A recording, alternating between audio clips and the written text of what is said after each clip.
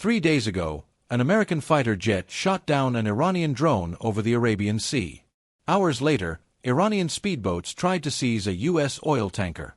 Right now, thousands of American sailors are positioned just 500 miles from Iran's coast, waiting for orders that could trigger World War III. And here's what terrifies me. 99% of people have no idea this is happening. If you don't understand what I'm about to tell you in the next 20 minutes, you could wake up one morning to gas prices at $8 per gallon, stock markets crashing 30%, and news headlines screaming about American casualties in the Middle East. This is not a drill. This is not fear-mongering. This is the most dangerous moment between the US and Iran in 47 years, and I'm going to show you exactly why.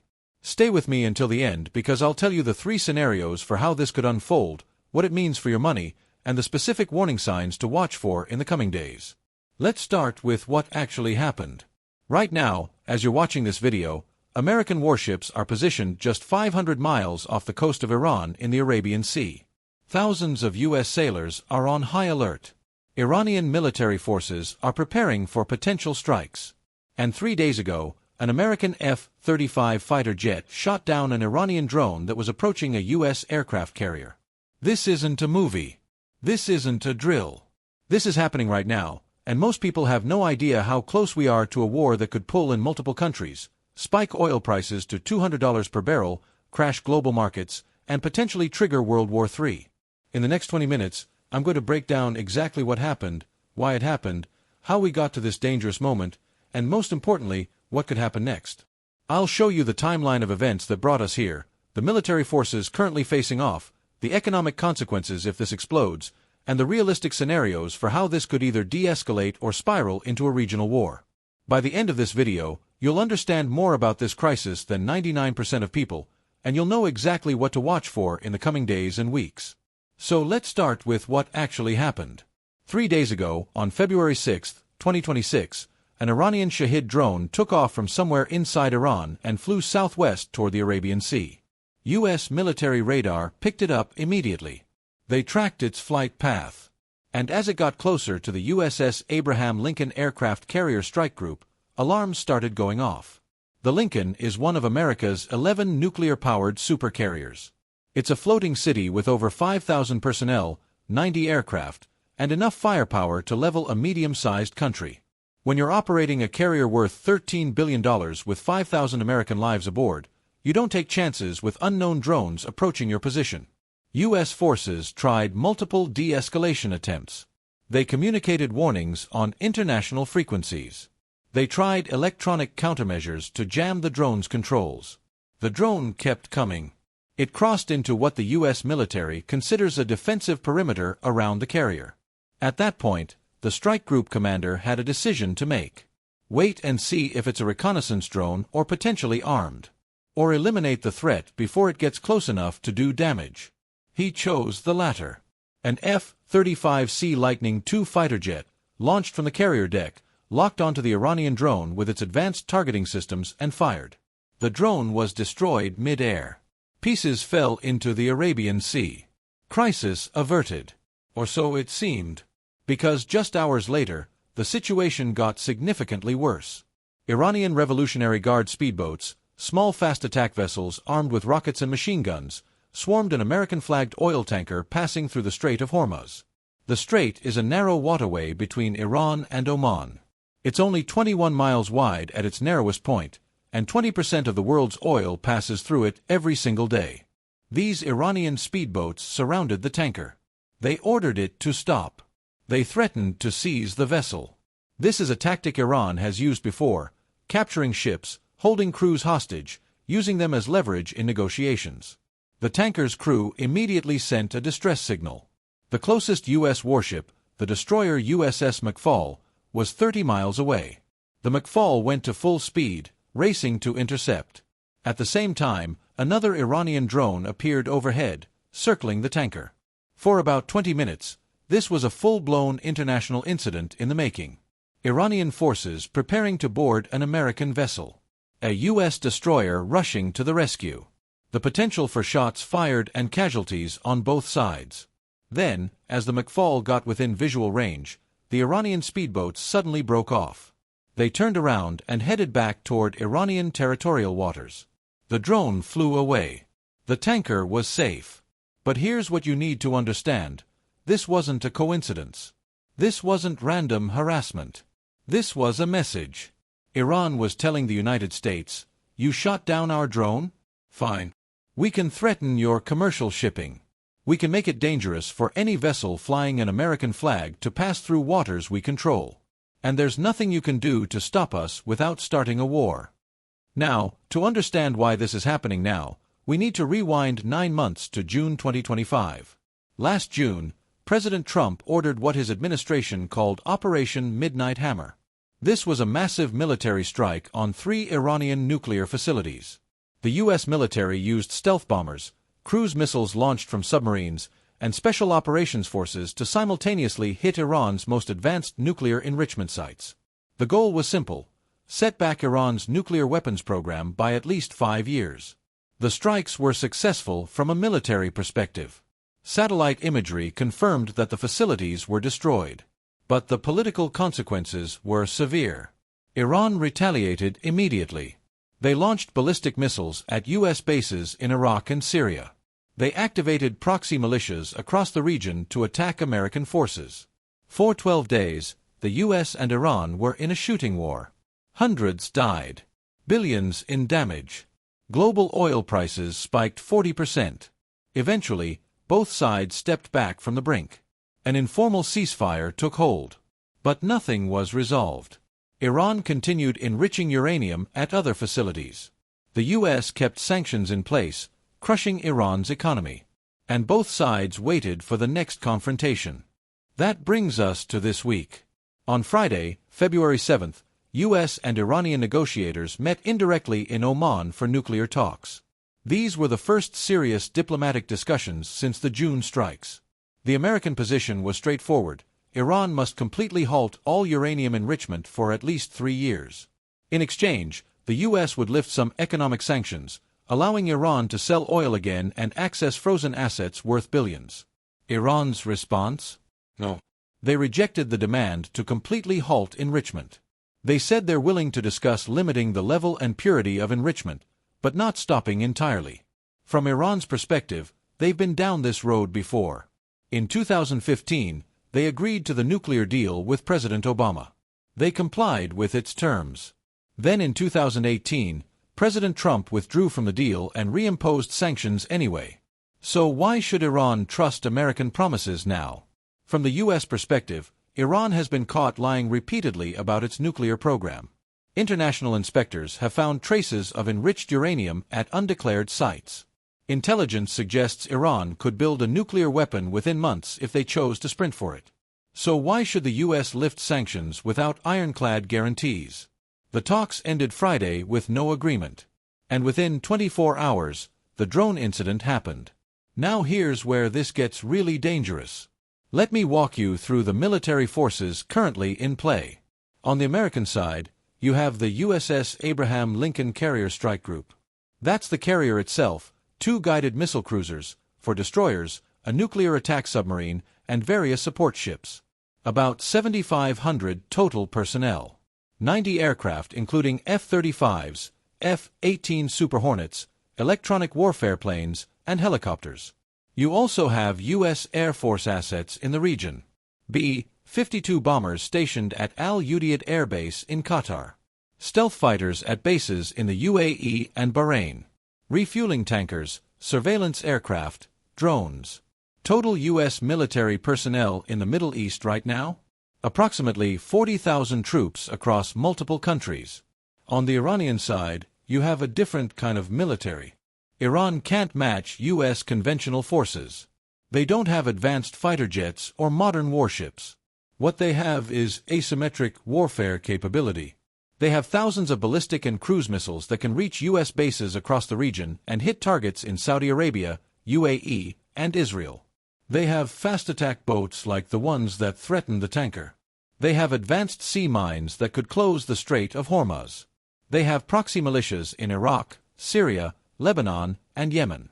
Most importantly, Iran has repeatedly demonstrated a willingness to accept casualties and economic pain that would be politically impossible for the U.S. to sustain. They fought an 8-year war with Iraq in the 1980s that killed 500,000 people. They've survived decades of sanctions. They're not going to back down easily. And here's the other factor that makes this so dangerous: regional allies and proxies.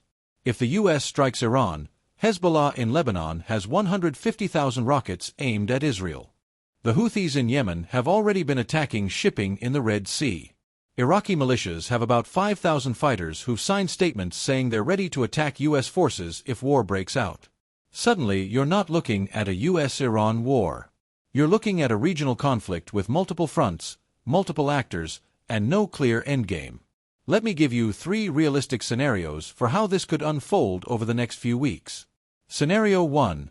De-escalation through back-channel diplomacy. Despite the public tensions and military incidents, the U.S. and Iran continue quiet negotiations through intermediaries.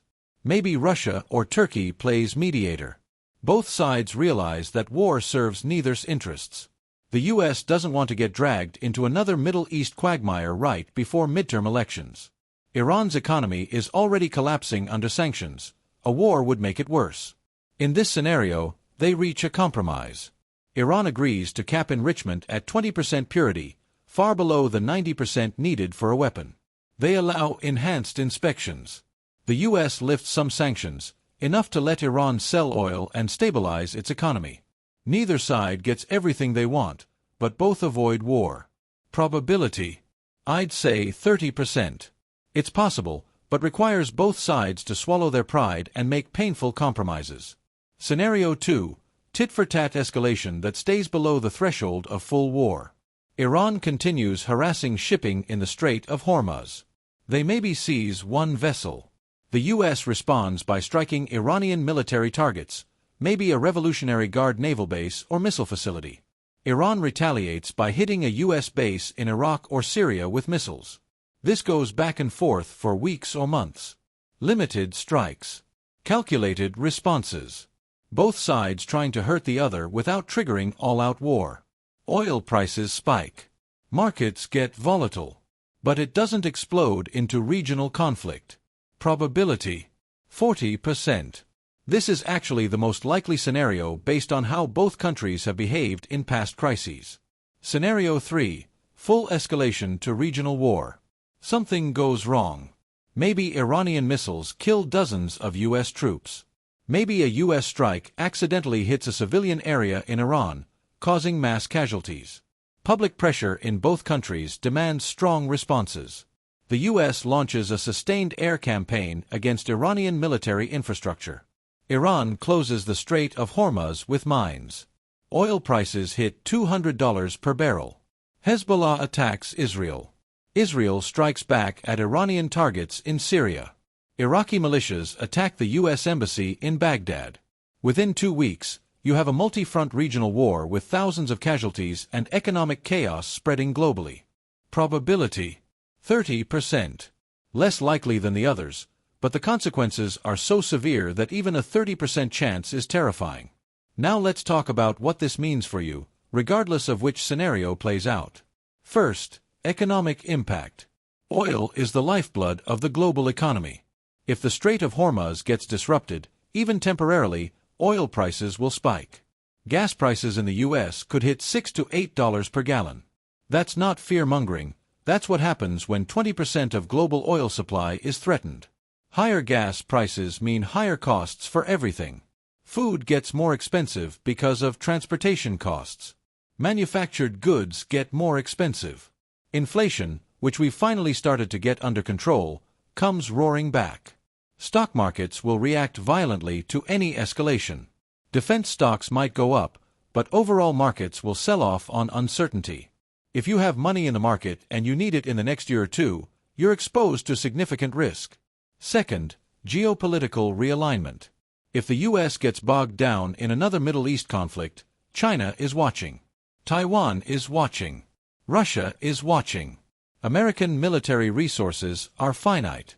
If a third of U.S. naval power is committed to the Persian Gulf, that's a third that's not available for the Pacific or Europe. Third, domestic political consequences. We're in an election year. Midterms are coming in November. How this crisis unfolds could determine control of Congress. If Trump manages to avoid war and reach a diplomatic solution, he looks like a strong leader. If American troops start coming home in coffins, the political backlash will be severe. So what should you actually do with this information? First, stay informed but don't panic. This situation is serious, but panic helps nobody. Check reliable news sources once or twice a day. Understand what's happening. But don't obsess over every tweet or breaking news alert. Second, consider your financial exposure. If you're heavily invested in stocks and you need that money soon, maybe move some to safer assets. If you're young with a long time horizon, this is probably just noise. But if you're close to retirement, talk to a financial advisor about risk management. Third, watch oil prices and be prepared for gas prices to potentially spike. If you can, fill up your tank when you see prices starting to climb. Consider carpooling or reducing unnecessary driving if prices hit extreme levels. Fourth, understand that this is part of a larger pattern. The world is entering a period of increased geopolitical competition. The unipolar moment where America dominated globally is ending. We're moving toward a more multipolar world where regional powers like Iran, Russia, and China are willing to challenge U.S. interests. This Iran crisis won't be the last crisis. There will be more. Ukraine, Taiwan, the South China Sea, the Arctic, these are all potential flashpoints. The question is whether we handle these crises through diplomacy and deterrence, or whether we stumble into conflicts that nobody actually wants. Let me end with this truth that nobody wants to say out loud. Wars rarely start because leaders wake up and decide to start a war. They start because of miscalculation. Because both sides think the other will back down. Because an incident spirals out of control faster than anyone expected. Right now, the US and Iran are in a dangerous dance. Both sides are trying to demonstrate strength. Both are convinced the other will blink first. Both have domestic political pressures that make compromise difficult. The shooting down of that drone wasn't the beginning of this crisis. It's a symptom of years of mistrust, failed diplomacy, and conflicting national interests.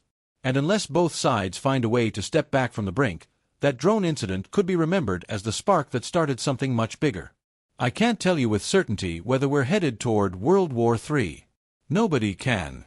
What I can tell you is that we're at the most dangerous moment in U.S.-Iran relations since the 1979 hostage crisis. The military forces are in position. The political will for confrontation exists on both sides. And the room for miscalculation is shrinking every day. So here's what I need you to do right now. If this video opened your eyes to what's really happening, share it with 3 people who need to know. Your family. Your friends. People who are scrolling through social media completely unaware that we're on the edge of a potential regional war. Subscribe to this channel and turn on notifications because I'll be tracking this situation daily. When things escalate, when new incidents happen, when diplomacy succeeds or fails, you'll know about it immediately. Drop a comment right now and tell me, do you think we're headed toward war, or will diplomacy prevail? What scenario do you think is most likely? I read every single comment and I want to know what you're thinking. And here's my promise to you, I will not sensationalize this. I will not fearmonger.